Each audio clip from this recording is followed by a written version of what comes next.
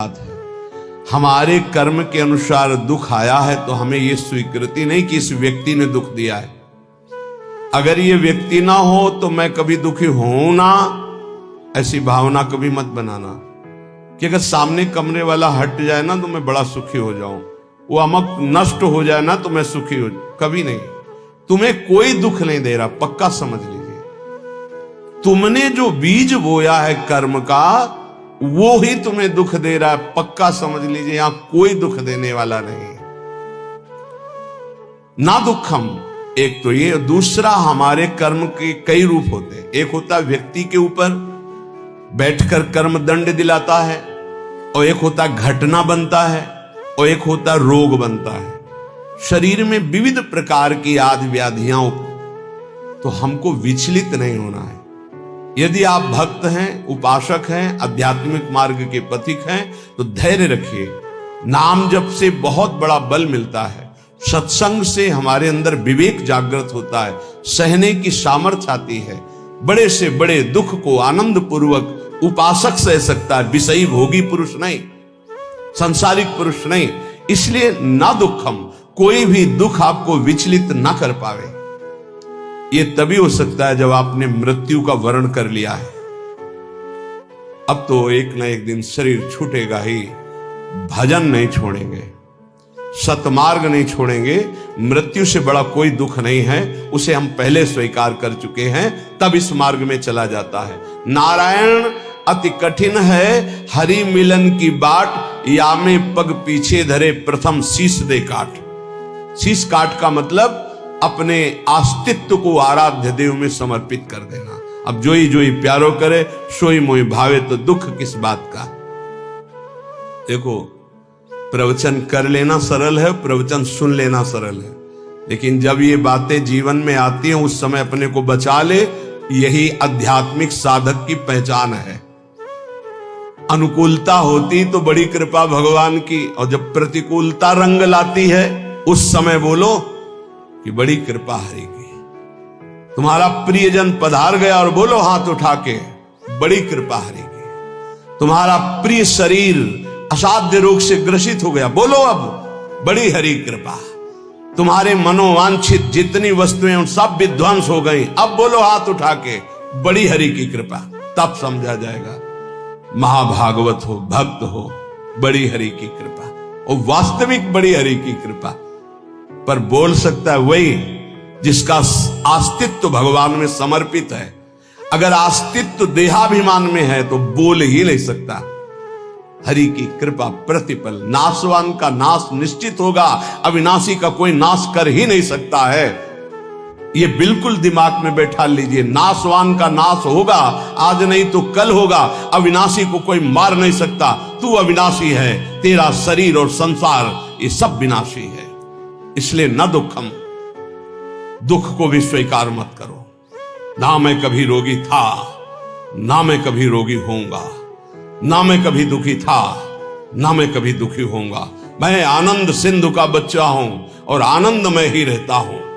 ये जो आनंद सिंधु सुख राशि प्रभु है, उन्हीं का ईश्वर अंश जीव अविनाशी चेतन अमल सहज सुख राशि। पर कई मिनट रुकते हो अपने स्वरूप में, एक सेकंड नहीं। इसी देह में रहते हो हर समय, देह भाव में। इसीलिए सुख दुख निंदा स्तुति मान अपमान इनका प्रभाव खोखला किए दे रहा है। चिंता शोक भय ये जलाए दे रहे हैं। बहुत अपनेपन से कह रहे हैं अपने लोगों को समझाने के लिए कि हे भाई, ये जो लोक में तुम्हारी इच्छा है कि मेरा नाम हो जाए, मेरी यश कीर्ति हो जाए, मेरा सम्मान हो जाए, मैं सबसे बड़ा बन जाऊं, एक माया का भ्रमात्मक जाल है जिसमें फंसकर तुम नाना प्रकार की योनियों को प्राप्त होगे, मुक्त नहीं हो पाओगे। इसलिए इस लोक ऐषणा का त्याग कर दो। लोक ऐषणा, जो कंचन विजयी होते हैं, कामिनी पर विजय प्राप्त कर लेते हैं, वो भी लोक ऐषणा में गिर जाते हैं। ये बड़ी भारी खाई है माया की, जिसे मान सम्मान कहते हैं, जिसे यश कीर्ति कहते हैं। इसकी चाह में बड़ी बड़ी साधनाओं की बलि चढ़ा दी जाती है। बड़ी बड़ी तपस्याओं को न्यौछावर कर दिया जाता है केवल अपने नाम के लिए, अपनी प्रशंसा के लिए, अपनी बड़ाई के लिए। हाथ कुछ नहीं लगता। जो प्रशंसा मान सम्मान का भोक्ता बन गया वो भगवान की प्राप्ति की योग्यता खो देता है। इसीलिए श्रीपाद कह रहे न लोकम, लोक ऐषणा की तरफ अपनी वृत्ति जो जा रही उसको हटाओ। ये सबके अंदर होती है। कुछ तो ऐसा करूं जिससे लोग हमें जाने। भगवान को तो जानना नहीं चाहते, तुम्हें क्या जान लेंगे। भगवान का तो शब्द नाम जप नहीं पा रहे, तुम्हारा नाम कौन लेगा।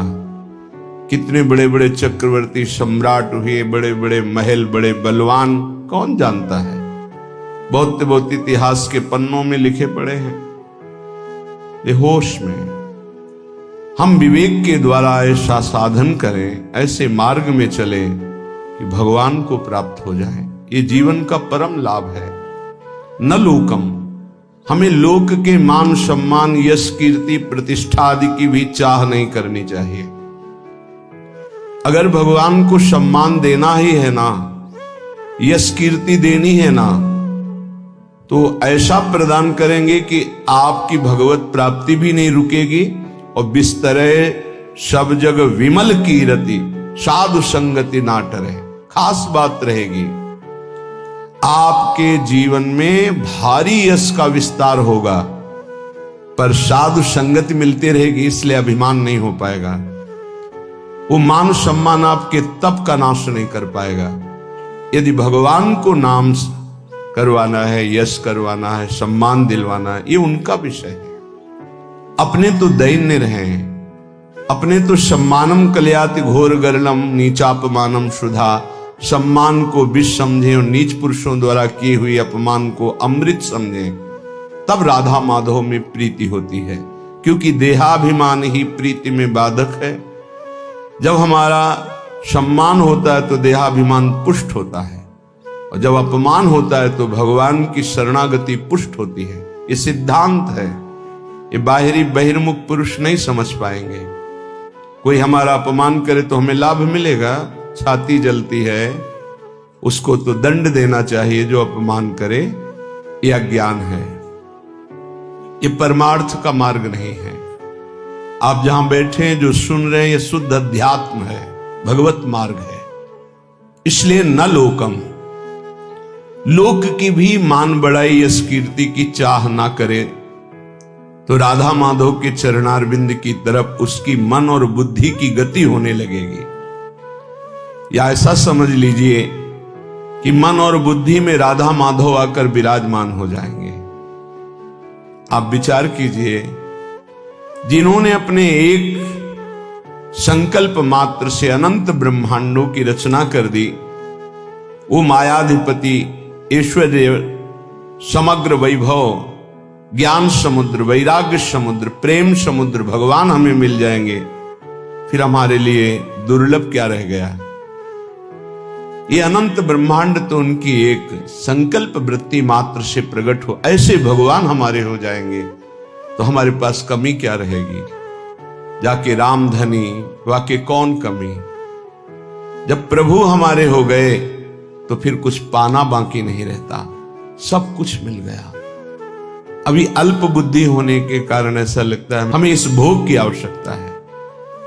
अगर लक्ष्मीपति भगवान स्वयं मिल जाए तो आवश्यकता ही खत्म हो जाएगी। स्थिति आ जाती सकल कामनाहीन जे राम भगति रस लीन, कोई कामना ही नहीं रह जाती। आप कामनाओं में सुख ढूंढ रहे हैं और जबकि कामनाओं में सुख की आकांक्षा करके कर्म करते हुए दुख भोग रहे हैं, इसका मतलब सही मार्ग नहीं है। निष्कामता में जो परम सुख है वो केवल अध्यात्म मार्ग का पथिक ही समझ पाता है। संसार मार्ग का पथिक तो सकामता में ही भटकता रहता है। आगे कह रहे, न धर्मम, जो धर्म देह से संबंध रखता है, लोक से संबंध रखता है, उसका जब हम पूर्णतया पालन करते हैं तो परम धर्म की प्राप्ति होती है। परम धर्म त्यज लोक धर्मान, लोक धर्मों का त्याग करने पर परम धर्म की पूर्ति होती है। सावई पुंसाम परो धर्मो यतो भक्ति अधोक्षजे। भगवान श्री हरि में प्रेम लक्षणा भक्ति हो जाना ये परम धर्म है, और लोक धर्म का ठीक निर्वाह करने का फल है परम धर्म, प्रभु के चरणों में भक्ति हो जाना। नहीं तो आपसे सच्ची कहते हैं, ये देहाभिमान बड़े बड़ों में झलकता रहता है। मैं अमुक, मैं अमुक, मैं अमुक, मैं अमुक, दूसरे की निंदा, अपने मुख से प्रशंसा, जो अध्यात्म के बिल्कुल विरुद्ध है, वो बना रहता है। बड़ा ज्ञान है शास्त्रों का, पर जब वाणी खुलेगी तो किसी न किसी की निंदा होते पाया गया। वो तो अमुक जाति के थे, वो अमुक अमुक ऐसे ऐसे। अरे जो सत्य वस्तु है उसको क्यों नहीं जाना जा रहा? एक ही सच्चिदानंद भगवान अपने स्वरूप का विस्तार किए हुए हैं, वही है, दूसरा कोई नहीं है। मत्ता परतरम नान्यत किंचित् अस्ति धनंजय। गीता जी कह रहे हैं, भगवान श्री कृष्णचंद्र जी के वचन हैं, मेरे सिवा हे अर्जुन किंचन मात्र कोई वस्तु नहीं। फिर किसकी निंदा की जा रही है? लोक धर्म की महत्ता है परम धर्म की प्राप्ति में। यदि लोक धर्म का पालन कर रहे हैं, परम धर्म की प्राप्ति नहीं हुई, तो सो सब धर्म करम जरि जाऊ, जहां न राम पद पंकज भाऊ। वो सब धर्म कर्म में आग लग जाए जिससे भगवान के चरणों में प्रीति न उत्पन्न हो पावे। क्या उस धर्म कर्म का जो प्रेम न प्रकाशित कर दिया? जिससे प्रेम प्रकाशित हो वही धर्म है। इसलिए कह रहे कि इस लोक धर्म में ज्यादा अर्झो मत। क्या लोक धर्म है? मैं अमुक जाति का हूं, मैं किसी का पति हूं, किसी का पुत्र हूं, किसी का पिता हूं, किसी का अमुक अमुक अमुक। ठीक है, इन धर्म का पालन करो भगवत भाव से और भागवत धर्म में स्थित हो जाओ, यही इसकी मानता है। अगर केवल इतना ही करते रहे, प्रभु के चरणों में प्रीति नहीं, तो विश्वास कीजिए आपके हाथ में जो सत्य वस्तु प्राप्त करने के लिए मानव देह लगी थी, कुछ नहीं लगेगा। ये बहुत बार पति पुत्र परिवार ये सब खेल लाखों करोड़ों बार हो चुके हैं। हाथ आज क्या लगा है आपके? फिर वही नई सृष्टि, नया पढ़ाई, नई नौकरी, नई बैंक बैलेंस, फिर मरो फिर नया वही। कब तक चलता रहेगा? इसलिए न धर्मम, हम ऐसे धर्म को बराबर जीवन में पालन करें जिससे परम धर्म प्रकट हो। वो धर्म किस काम का जो परम धर्म से वंचित कर दे। इसलिए पति में भगवत भावना, पत्नी में भगवत भावना, पुत्र में भगवत भावना, माता पिता में भगवत भावना, अब ये आपको भागवत धर्म में स्थित कर देगा। मोह से तो सब कोई अपने परिवार में आसक्त है, भगवत भाव से तब बात बनती है। श्रीपाद कह रहे, न गे हम, घर में विशेष आसक्ति मत करो। घर में श्री ठाकुर जी विराजमान कर लो, घर को ठाकुर जी का महल समझो, आप अपने को सेवक समझो, परिवार वालों को ठाकुर जी के जन समझो। नाथ सकल संपदा तुम्हारी, मैं सेवक समेत सुत नारी। तुम्हारा घर ही तीर्थ हो गया, तुम्हारा घर ही भगवान का मंदिर बन गया। जो रसोई में बने सबसे पहले ठाकुर जी को अर्पित करो। देखो तुम्हारा जीवन कितना उन्नति में, कितना शांत, कितना सुखद जीवन हो जाएगा।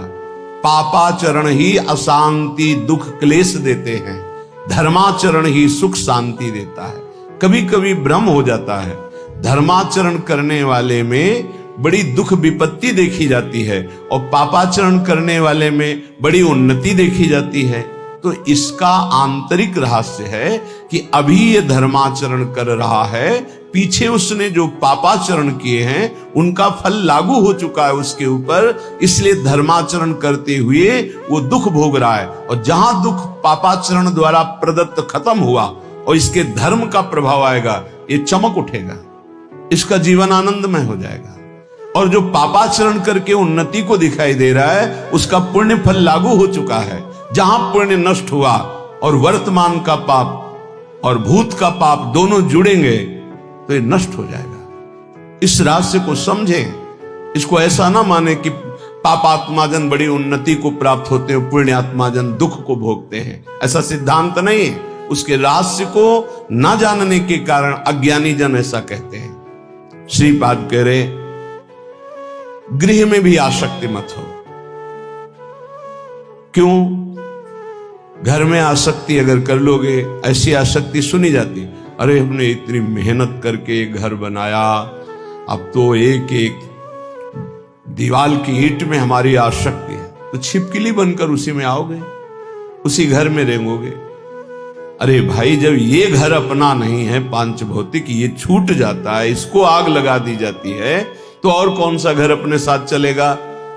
इसलिए जैसे हम रह रहे हैं, घर ठाकुर जी का है, सेवक हैं, अपना समय व्यतीत कर रहे हैं, भगवत प्राप्ति के लिए मानव देह मिला है तो धर्म पूर्वक आचरण करते, नाम जप करते, धर्म पूर्वक धन कमाते, परिवार रूपी भगवान की सेवा करते, घर में भगवान विराजमान, मकान भगवान का। जैसे भक्तजन अपने मकान का नाम है प्रिया कुंज, श्यामा कुंज। ये प्रिया जी का कुंज है, ये श्यामा जी का है, हम तो सेवक हैं। तो घर की अहम वृत्ति, मम वृत्ति का नाश हो गया। एक एक बात को समझ जाओगे तो भगवत प्राप्ति बहुत सरल हो जाएगी। न लोकम, न धर्मम, न गेहम और न देहम। ये शरीर जिसको हम इतना प्यार करते हैं कि मैं मानते हैं, ये केवल क्लेश ही क्लेश दे रहा है। यदि भजन ना हुआ तो इसका कोई महत्व नहीं। कहां गई हमारी वो बाल्यावस्था, कहां गई हमारी यौवन अवस्था? नाना प्रकार से इसको दुलार किया, इसको प्यार किया, इसको मैं माना, और ये दुख ही दुख दे रहा है, प्रतिक्षण क्षीण हो रहा है। ये नष्ट हो जाएगा। आज दिखाई दे रहा है चलता फिरता बोलता, कल इसका अस्तित्व ही नहीं रहेगा, मिट्टी में मिल जाएगा। इसलिए इस देह का अभिमान मत करो। ये देह तुम्हारा अविनाशी नहीं है, कुछ समय का है। बहुत होश में, बहुत होश में। इससे पाप मत करो, किसी को दुख मत दो, मनमानी आचरण मत करो, शरीर पोषण के लिए अन्य जीवों की हत्या करके मांस मत खाओ, प्रमाद स्थिति, पागलपन बढ़ाने के लिए शराब मत पियो। ये वो बुद्धि भ्रष्ट कर देती है जो नरक ले जाती है। पराई माता बहनों की तरफ गंदी दृष्टि, पापात्मा का भाव मत करो।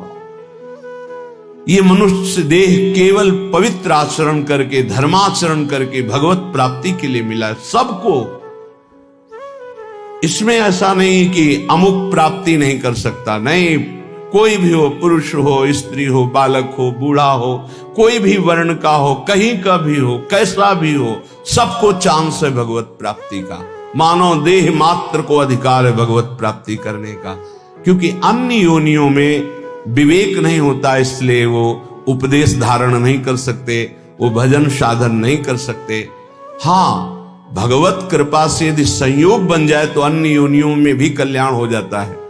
जैसे कोई बहुत बड़े भागवत के घर का कुत्ता ही सही, वो दरवाजे पे बैठा, खूब नाम कीर्तन हो रहा है, ठाकुर जी का भोग लगा, आरती हुई, उसको भी प्रसाद मिल रहा है, वो नाम कीर्तन से उसका कल्याण हो जाएगा। भगत के घर के पशु पक्षियों का भी कल्याण हो जाता है। ऐसा कहीं बिरला ही संयोग बैठता है, नहीं तो मानव देह में ही भगवत प्राप्ति होती है। तो कह रहे हैं ये देह भगवत प्राप्ति के लिए इसका अभिमान करके गलत आचरणों में समय बर्बाद मत करो। जब आपके अंदर करने की शक्ति तो अच्छा करो, बोलने की शक्ति तो अच्छा बोलो, देखने की शक्ति तो अच्छा देखो। बुरा क्यों करते हो? बुरा का फल बुरा ही होगा। तो मानव देह बुराई मिटाने के लिए मिली, बुराई बढ़ाने के लिए नहीं मिली। बहुत अपने लोग अपनी महिमा को नहीं समझ पा रहे हैं, दूसरों से आशीर्वाद मांगते घूमते हैं। किसी का आशीर्वाद क्या करेगा यदि हम अपने आचरणों को ना सुधारें, हम अपने को प्रभु के भजन में ना लगाएं, हम शास्त्र आज्ञा से ना चले, तो दूसरे का आशीर्वाद लागू ही नहीं होगा, लागू ही नहीं होगा। आप हमारी बात को पकड़िए। और यदि आप धर्म से चल रहे हैं, नाम जप कर रहे हैं, पवित्र जीवन है, तो किसी से आशीर्वाद मत मांगो, सबका आशीर्वाद मिल जाएगा। विश्वास कीजिए, सुर नर मुनि प्रसन्नता ऊपर, सोई विजयी विनयी गुण सागर, तास सुजस त्रैलोक उजागर। जितने सुर नर मुनि सब उस पर कृपा करेंगे जो धर्म से चलता है, जो भगवान नाम जप करता है। अगर धर्माचरण का त्याग कर दिया जाए, अपवित्र पापाचरण किया जाए, तो कोई नहीं बचा सकता। रावण ने किसकी आराधना नहीं की? विचार करके देखिए, बड़ा विद्वान था, भगवान शंकर की खूब आराधना की, बड़े उच्च कोटि की आराधना की, लेकिन आचरण सही नहीं थे। तो क्या नहीं मिला उसको भगवान शंकर की कृपा से? लेकिन सर्वस्व नाश हो गया, रहा न को कुल रोव निहारा, आचरणहीन हो गया, धर्म भ्रष्ट हो गया, मनमानी आचरण। इसीलिए श्रीपाद कह रहे हैं कि आप अपने शरीर का अभिमान करके आचरण भ्रष्ट मत हो जाइए, आचरणों को सुधारिए। तुम्हारा शरीर अविनाशी नहीं है, एक सीमित समय के लिए आया हुआ है, ये दिमाग में बैठा लीजिए। इसको जाना है, इसको छोड़ना है, शरीर को नष्ट होना है, आज नहीं तो कल। इसलिए ऐसे आचरण कर लो कि तुम्हारी उन्नति हो जाए, तुम दुर्गति से बच जाओ, तुम्हारा पुनः जन्म अन्य योनियों में ना होकर भगवान के धाम में दिव्य रूप से निरंतर अनंत काल तक के लिए सुख भोगो।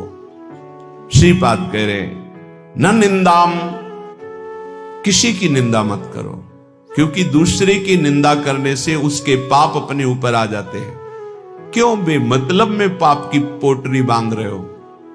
पर निंदा के किए ते आवत नहीं कछु हाथ, मूर्ख पर्वत पाप को ले चल अपने साथ। दूसरे की निंदा करने से अपने को मिलता कुछ नहीं है, उसका पाप हमारे ऊपर आ जाता है। बेमतलब पाप की पोटरी, दुख का कारण आप बना रहे हैं। दूसरे की निंदा करने से आप उसको नीचा दिखा पाएंगे क्या? नहीं। अगर वो नीच है तो खुद नष्ट हो जाएगा, अपना उसका कर्म ही उसको नष्ट कर देगा। किसी को कोई नष्ट नहीं कर सकता, उसका कर्म नष्ट करता है। को ना काहू के सुख दुख कर दाता, निज कृत कर्म भोग सुनु भ्राता। हे भाई, यहां कोई किसी को सुख दुख नहीं देता, अपना कर्म ही दूसरे की खोपड़ी में बैठकर जबरदस्ती हमारा अमंगल करवा देगा। हमारा कर्म, हम क्यों किसी की निंदा करके अपने पापों को बढ़ाएं? इसलिए ना निंदा, मना कर, किसी की भी निंदा मत करो। और कह रहे ना स्तुतिम, किसी की स्तुति भी मत करो, प्रशंसा। क्यों? क्योंकि किसी व्यक्ति के गुण से प्रभावित होना संसारिकता है। गुणमानी संसार, सेवकवाणी, गुणमानी संसार और सकल गुण प्रीत बिन। अगर कोई बहुत अच्छा आचरण कर रहा है, भगवान की कृपा है, उसमें भगवान की शक्ति विराजमान, हम उसको नमस्कार करते हैं, व्यक्ति को नहीं। हम व्यक्ति की प्रशंसा नहीं करते, हम प्रभु की प्रशंसा करते हैं। प्रभु ने इसे योग्य बना दिया, बस। अगर किसी व्यक्ति से हम प्रभावित होते हैं तो प्रभु से प्रभावित होने वाला महत्व अंदर जो बैठना चाहिए कि सर्वलोक महेश्वर भगवान हमारे स्वामी हैं, यह हट जाएगा। हमें भगवत भाव की प्रशंसा करनी, ना कि किसी व्यक्ति के पद की, गुण की नहीं। सर्वलोक महेश्वर भगवान कृपा किए हैं, उसको ये सामर्थ्य दिए हैं, जितने अंश में सामर्थ्य दिए हैं उतना वो प्रभावशाली है। पर हम व्यक्ति की नहीं, हम भगवान की तरफ देखते हैं। भक्त का लक्षण होता है वो भगवान की तरफ देखता है, व्यक्ति की तरफ नहीं। तो हमारी कोई बहुत बड़ाई कर दे, भलाई कर दे, कोई वस्तु दे दे, कोई मनोनुकूल कार्य कर दे, तो हम श्री भगवान की तरफ देखते हैं, प्रियाजू की तरफ देखते हैं, उस व्यक्ति की तरफ नहीं देखते कि धन्यवाद आपने, ये संसारिकता है, आपने बहुत बड़ा काम कर दिया, धन्यवाद। नहीं, जय हो प्रियाजू की, इसको निमित्त बनाकर प्रियाजू ने कार्य करा। हमारी आसक्ति प्रियाजू में, किसी व्यक्ति में नहीं। जीवन में यह सिद्धांत समझ लीजिए, यदि व्यक्ति से आसक्त होंगे तो इष्ट का भरोसा छूट जाएगा। फायदा क्या हुआ? कोई भी कितना हित करे, कितना भी हमारा मंगल करे, हम धन्यवाद नहीं देंगे, हम जय बोलेंगे, हमारे प्रियालाल की जय हो, उन्होंने इसे निमित्त बनाकर कराया है। जय हो प्रियालाल। हम उस भगवत स्वरूप को प्रणाम करते हैं। व्यक्ति नहीं, गुण नहीं, ये प्रियालाल की कृपा।